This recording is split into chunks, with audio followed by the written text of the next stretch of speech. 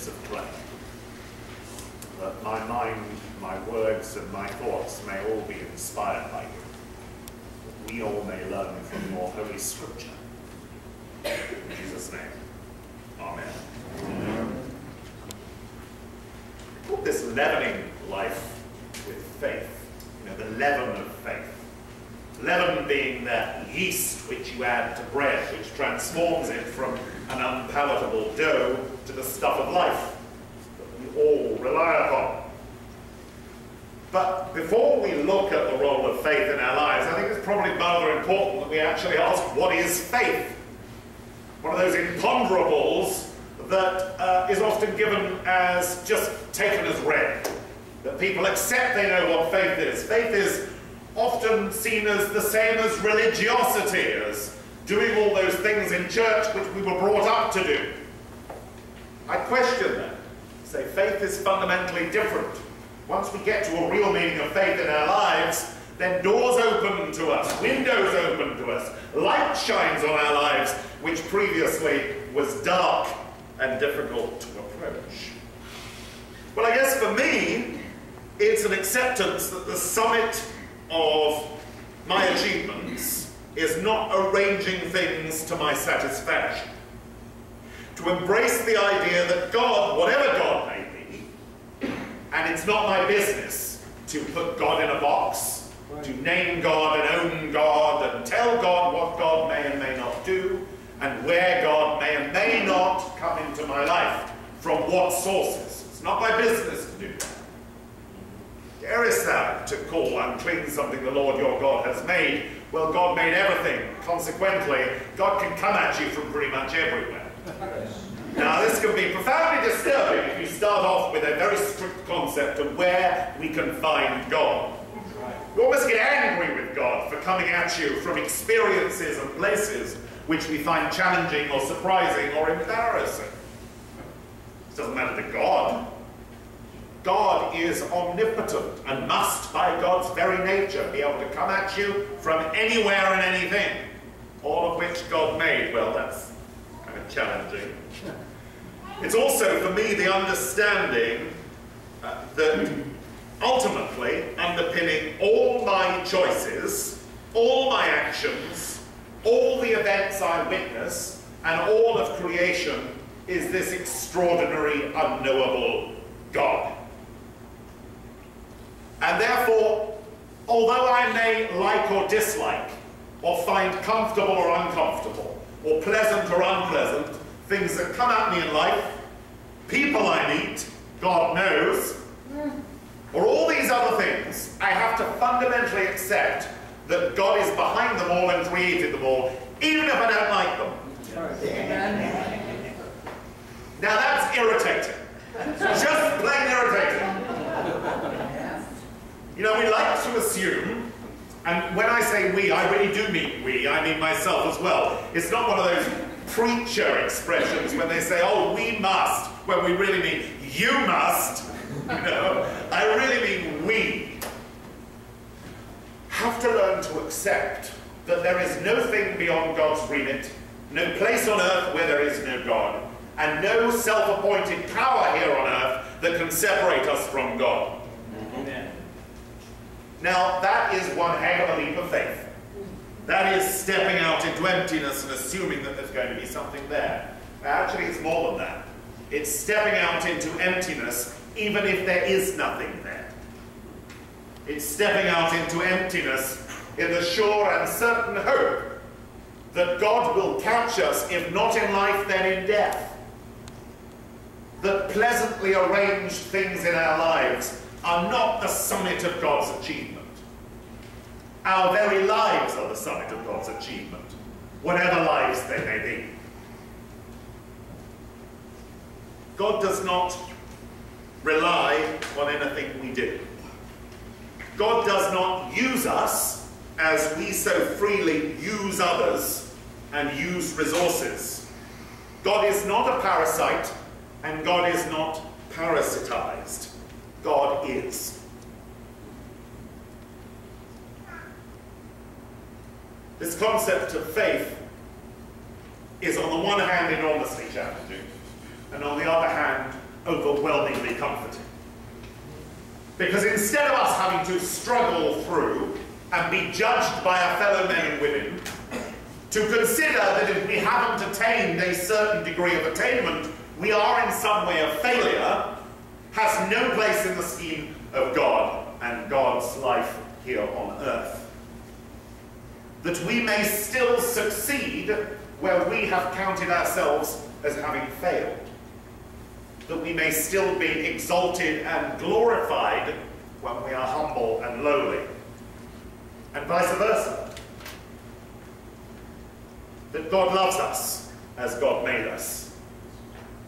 Now, I'm going through this little view of faith, and it's from a personal point of view, because it is ultimately also the message behind MCC's unique gospel. Unique gospel. Gospel means good news. And we have news almost better than anybody else's news.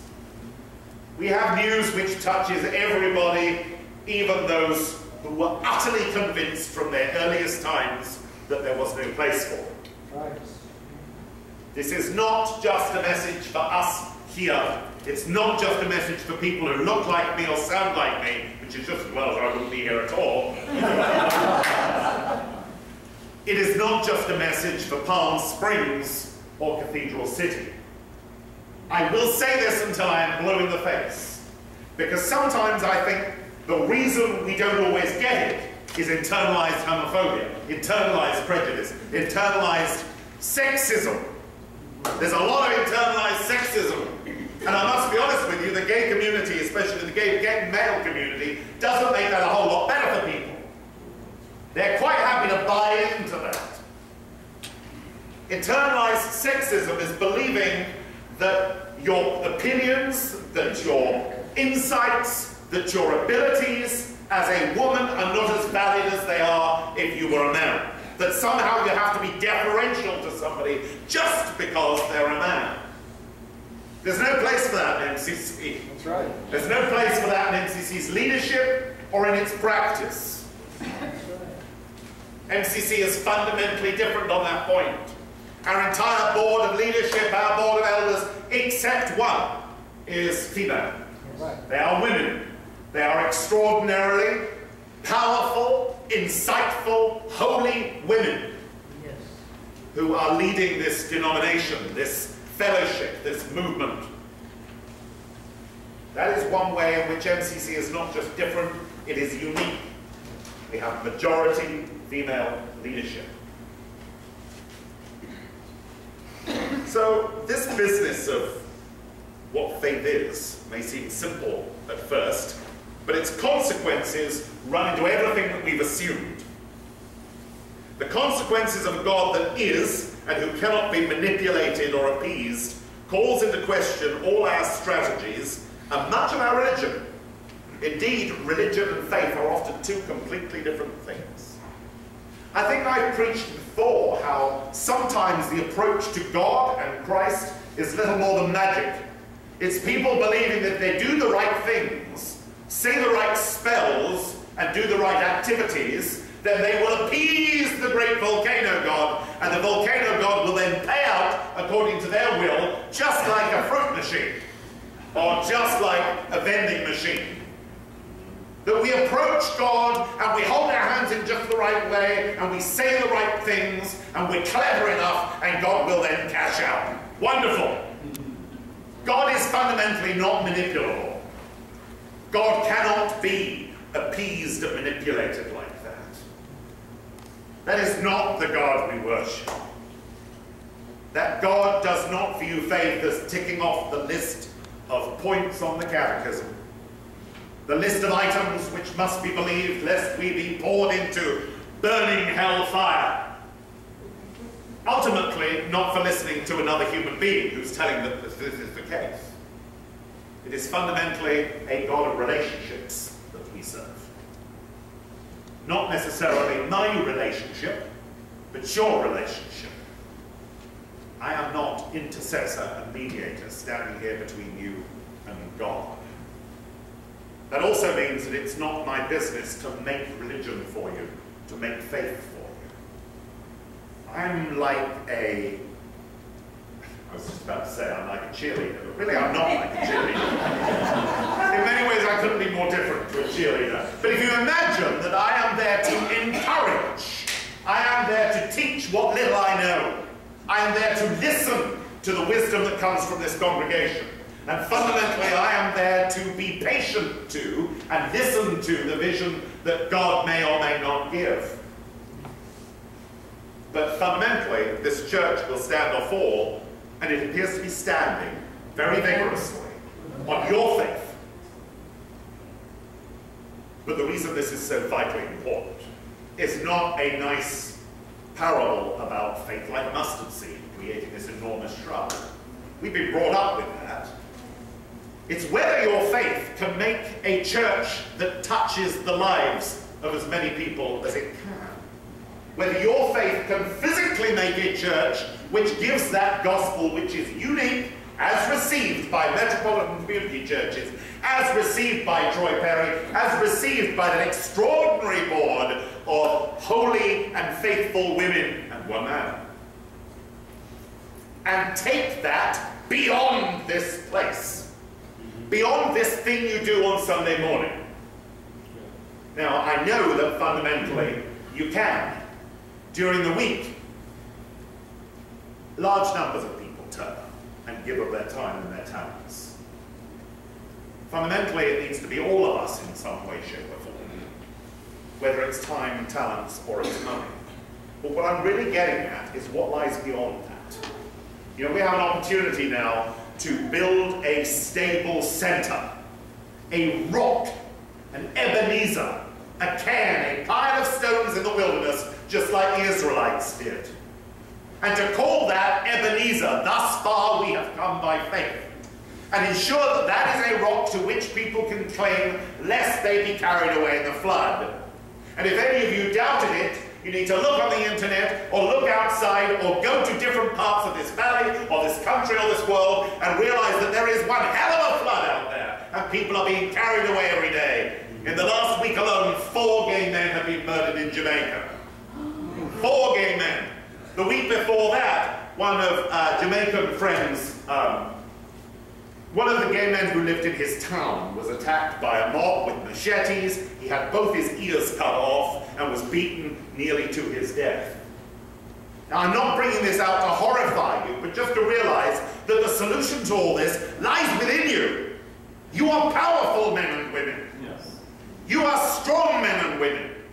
You have carried this church through crisis which would have closed most churches. Amen. You have carried this church to a position whereby the beast is healthy and it's crouched on its haunches. The beast needs to be fed sufficiently that it can leap forward and then it can run.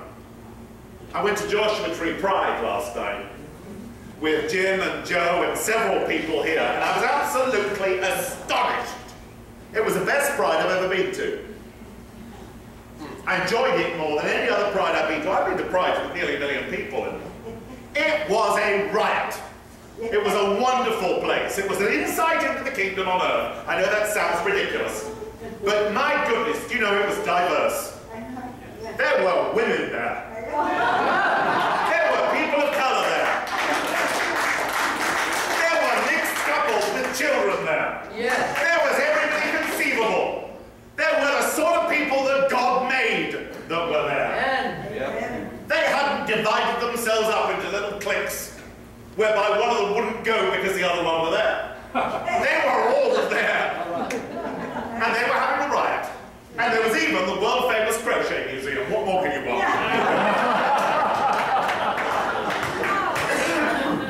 My point is that we're needed in more places than this. Yes. We're needed in the Morongo Basin. How many people live in the Morongo Basin? 50, 60, 70,000? Yep. Yep. Goodness knows how many people live in the Inland Empire. Millions and millions and millions of them. There, we're not there. We're here. We're in this corner of Cathedral City. There's no point in making this church a stable and healthy and thriving place unless it's going to do more. Amen. Unless it's going to get out there. Unless it is going to raise the money needed so that we can buy this place. That's a big part of it. Yeah. Because this is, as I say, going to be that rock on which others can cling and on which we can leap forth to do other things. Because I do not believe that the mission of this church is restricted to this corner of Cathedral City or for Palm Springs or for the established GLBT community, which really often just means gay men in Palm Springs. It's a great deal more than that, without ever neglecting gay men in Palm Springs. We can do it! Yes. Because the power that is within you has done so many things so far. The generosity of this church staggers me, astonishes me, and I'm trying to tell you this so that you can see what I see. So we all get internalized phobias and isms. We all get it. I have masses of them. I look at myself in the mirror and I don't think I see what other people see. I know I don't. I see what I've been told since I was a kid, you know. I see that bullied little boy at high school. I don't see a loud 6'6" guy. I just don't see it. I don't feel strong at times. I still feel weak. I will go into a situation whereby the truth needs to be told, and I will often manage to say the truth, but I'll be in tears afterwards. Because I don't see myself as God sees me yet. I still see myself as people told me I was. And I'm the damn pastor.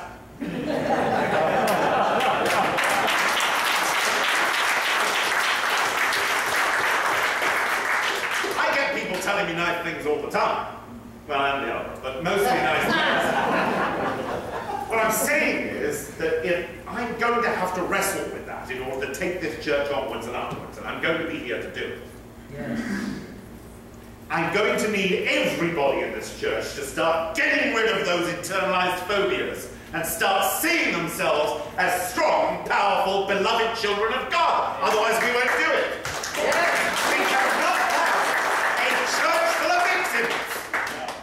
Because a church full of victims is just the walking wounded, and people will not come to a church full of the walking wounded. We need to be a church full of powerful, empowered, beloved men and women. Really powerful. We need this because others need it. Not for us to feel better about ourselves, but because of service. Fundamentally, Jesus did not live his life, did not go through those travails, and did not die because of self-improvement. He didn't do that to get a better feeling about himself. He did it to save humanity. Amen. And although Jesus is the very type and exemplar of everything we follow as Christians, each and every one of us has exactly the same route to take. Each and every one of us has a cross to carry. And it's not a cross of torture and pain. It is a cross of accepting our possibilities, which is infinitely more terrifying than accepting our limitations, because our limitations always give us excuses. Our possibilities call us to things which get our knees knocking together. Yes. I have been in a state of horrible nerves ever since I had that conversation about Richard Conras, because it takes away a lot of our excuses, a lot of my excuses, and means that I have to commit, but beyond that commitment, I nearly said committal, that's not really the word I'm talking about. Beyond that commitment is the possibility to be something which is really frightening. Yes.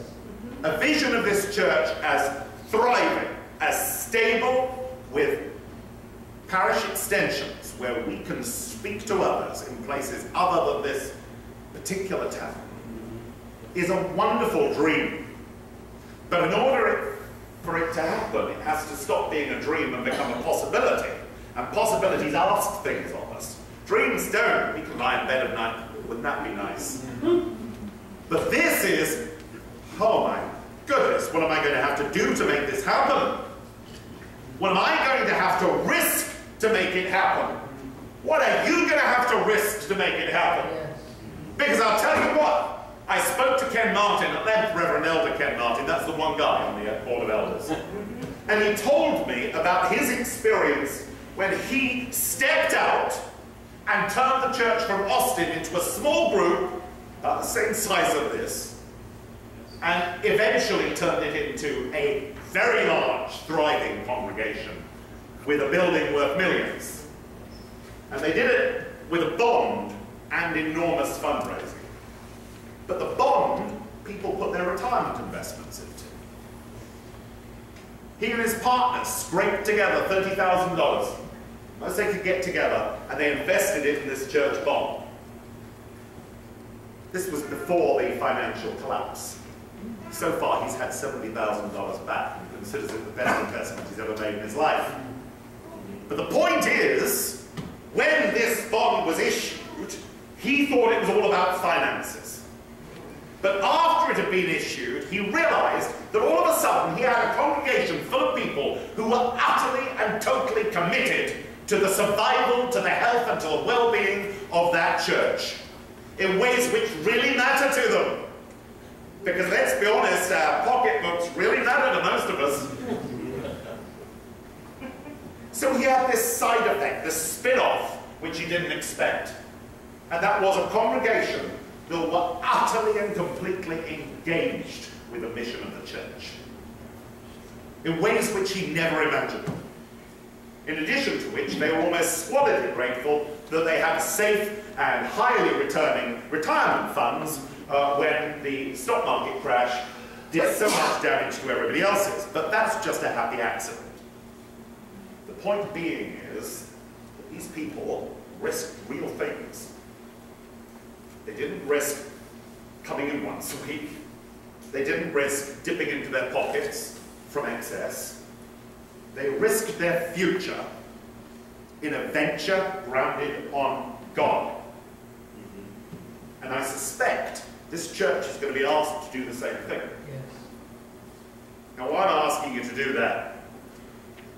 Why are we talking about this? Well, fundamentally, because I passionately believe in the mission of Metropolitan Community Church. I've given my life to it. I expect you to give your life to it too. Yes. Not in the same way, maybe, but for some of you, maybe in the same way. I don't know.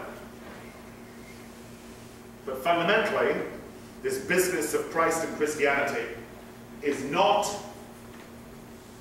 a lifestyle adjunct. It's not something that we do to improve our lives, to make us a little happier, to make us feel better or wholer.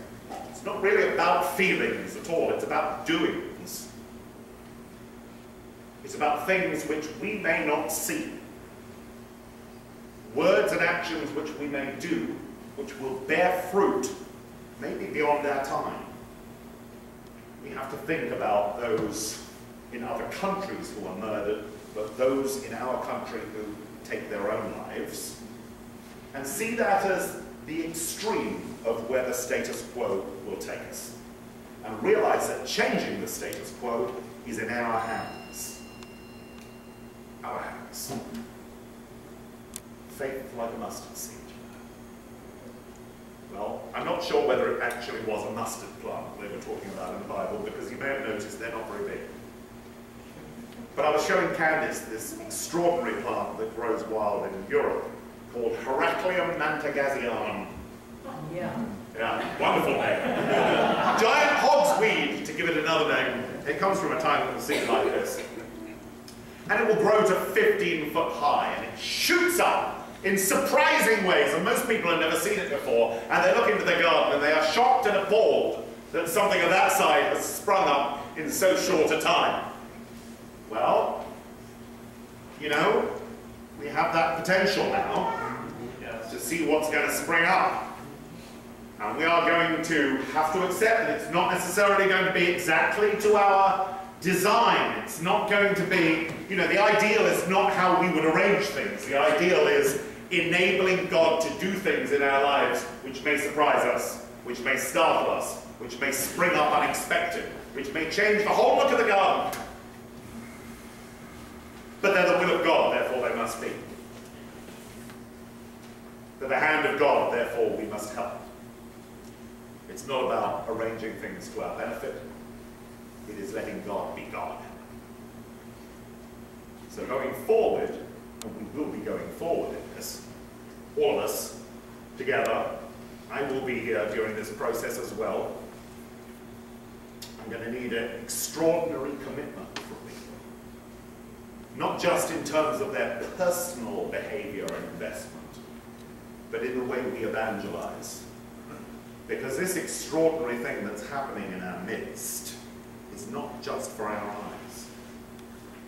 It is for everyone's eyes, and therefore we've got to risk that embarrassment and tell our friends and our family. Again, tell the people we work with. Again, to testify and to preach at them, but primarily without words. St. Francis of Assisi said that. Preach the gospel at all times, and when necessary, use words. So all of us together are going to start preaching very loudly, and when we can avoid it, without words.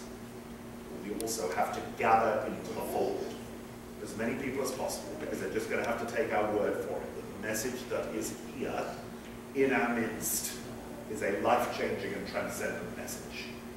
Until they hear it, they cannot